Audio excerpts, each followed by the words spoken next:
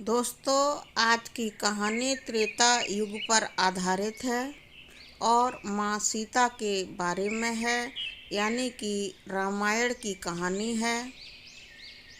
दोस्तों, आपने टीवी में रामायण सीरियल तो देखा ही होगा और सीता माता को देखते हुए यह ध्यान भी दिया होगा कि जब सीता माता जी रावण की कैद में थीं, यानी कि श्रीलंका में स्थित रावण की अशोक वाटिका में माँ सीता को रावण ने कैद करके रखा हुआ था, तब माता सीता जिस वृक्ष के नीचे बैठी हुई होती हैं, वहाँ पर बैठे हुए सीता माता अपने हाथ में हमेशा ही एक तिनका लेकर के रखती हैं और जब भी रावण वहाँ आता है तो सीता माता उस तिनके को अपने हाथ में उठा लेती हैं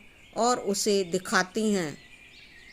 दोस्तों, सीता माता एक तिनके को अपने हाथ में हमेशा रावण के आने पर ही क्यों उठा लेती थीं? इसके पीछे क्या वजह थी? हम आपको इस कहानी के द्वारा यही बताने जा रहे हैं कि सीता माता रावण के आने पर एक तिनके को अपने हाथ में हमेशा क्यों उठा लेती थीं। दोस्तों, अगर आपने अभी तक इस चैनल को सब्सक्राइब नहीं किया है तो प्लीज़ सब्सक्राइब कर लें और मुझे सपोर्ट करें। दोस्तों, जब लंका का राजा रावण माँ सीता का अपहरण करके उनको श्रीलंका ले गया था, तब लंका में सीता जी वट वृक्ष के नीचे बैठकर चिंतन करती रहती थीं। रावण बार बार आकर माँ सीता जी को धमकाता था, लेकिन माँ सीता जी उसको कुछ भी नहीं बोलती थीं। यहाँ तक कि रावण ने श्री राम जी के वेशभूषा में आकर भी माँ सीता जी को भ्रमित करने की भी कोशिश की, लेकिन फिर भी वो किसी भी हाल में सफल नहीं हुआ और रावण जब हर हाल में थक गया और थक हारने के बाद जब मंदोदरी के शयन कक्ष में वह गया तो रावण की पत्नी मंदोदरी ने रावण से पूछा कि आज तो आप राम का वेश धरकर सीता जी के पास गए थे, फिर क्या हुआ? इस बात पर रावण अपनी पत्नी मंदोदरी से बोला कि जब मैं राम का रूप धारण करके सीता के सामने गया तो सीता मुझे बिल्कुल भी नज़र ही नहीं आ रही थी। दोस्तों, रावण सीता माता को पाने के लिए अपनी समस्त ताकत लगा चुका था, लेकिन जिस जगत जननी माँ को आज तक कोई भी नहीं समझ सका, उन्हें रावण भी कैसे समझ पाता। रावण एक बार फिर आया और बोला, मैं तुमसे सीधे सीधे संवाद करता हूँ, लेकिन तुम कैसी नारी हो कि मेरे आते ही घास का तिनका उठाकर उसे ही घूर घूर कर देखने लगती हो। सीता जी से उसने आगे कहा, क्या घास का तिनका तुम्हें राम से भी ज़्यादा प्यारा है? दोस्तों, रावण के इस प्रश्न को सुनकर माँ सीता जी बिल्कुल चुप हो गईं और उनकी आँखों से आंसुओं की धारा बह पड़ी। इसकी सबसे बड़ी वजह थी कि जब श्री राम जी का विवाह माँ सीता जी के साथ हुआ था, तब सीता जी का अयोध्या में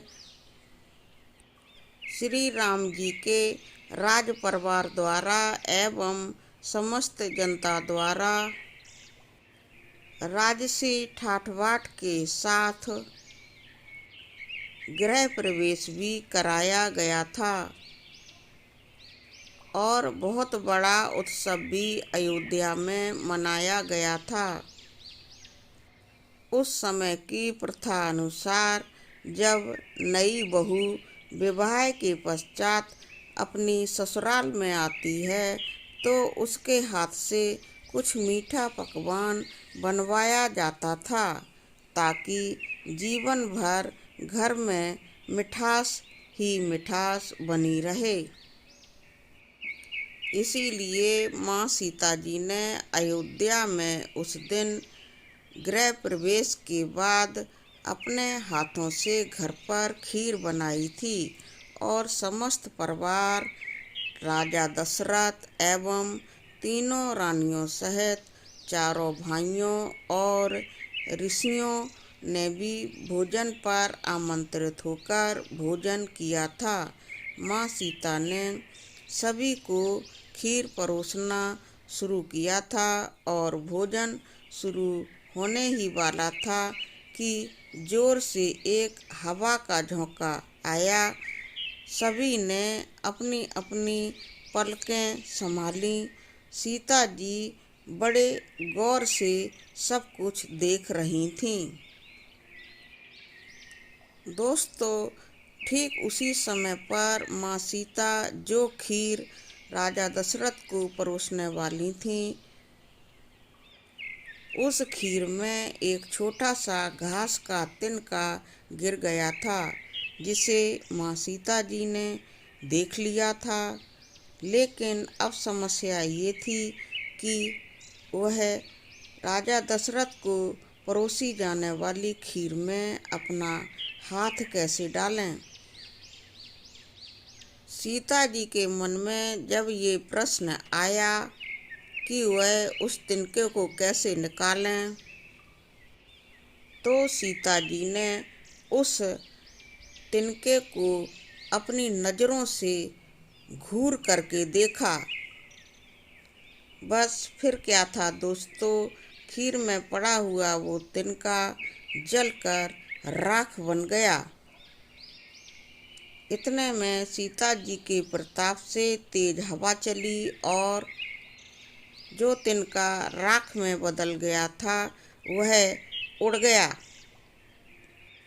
सीता जी ने सोचा कि बहुत अच्छा हुआ किसी ने मुझे यह सब करते हुए नहीं देख पाया। लेकिन उनके ससुर राजा दशरथ अपनी बहू सीता जी के द्वारा किए हुए इस चमत्कार को बड़े ध्यान से देख रहे थे। फिर भी राजा दशरथ चुप ही रहे और अपने कक्ष में जाकर बाद में उन्होंने माँ सीता को अपने पास बुलवाया। जब सीता जी उनके कक्ष में पहुंची तो उन्होंने सीता जी से कहा कि मैंने आज भोजन के समय आपके किए हुए चमत्कार को देख लिया था। आप साक्षात जगत जननी स्वरूपा हैं, साक्षात भवानी का रूप हैं। आगे राजा दशरथ ने सीता को समझाते हुए कहा, बेटी, यहाँ तक तो यह सब ठीक है, लेकिन एक बात आप मेरी जीवन भर के लिए जरूर याद रखना कि आपने जिस नज़र से खीर में पड़े हुए उस तिनके को आज देखा था, उस नज़र से आप अपने किसी भी शत्रु को कभी भी मत देखना। दोस्तों, सीता जी ने भी उसी समय अपने ससुर राजा दशरथ की बात को गांठ बांध लिया था और सोच लिया था कि अब वह ऐसा कभी नहीं करेंगी। और इसीलिए माँ सीता जी के सामने लंका में अशोक वाटिका में, जहाँ सीता माता जी को रखा गया था, जब भी रावण आता था तो सीता जी उस घास के तिनके को उठाकर राजा दशरथ जी की बात याद कर लेती थीं। दोस्तों, अगर सीता माता जी चाहती तो उस कुदृष्टि रखने वाले लंका के राजा रावण को उस जगह पर ही जलाकर राख कर सकती थीं, लेकिन उन्होंने ऐसा नहीं किया, क्योंकि अपने ससुर राजा दशरथ जी को तिनके के बारे में पहले दिए हुए वचन के प्रति वचनबद्ध थीं और वह यह भी चाहती थीं कि स्त्रियों के प्रति गंदी नज़र रखने वाले इस रावण को भगवान श्री राम जी वध करके अवश्य ही इस धरती पर से मिटा दें और ऐसे दुष्ट को धरती पर से मिटा देने का श्रेय प्राप्त करें। दोस्तों, ऐसा सब कुछ सोचते हुए सीता माता जी हमेशा लंका में अशोक वाटिका में हमेशा चुपचाप ही बैठी रहती थीं और हमेशा बहुत शांत ही रहीं। तो दोस्तों, ऐसी थी विशाल हृदय वाली हमारी सीता माता जी। कविता में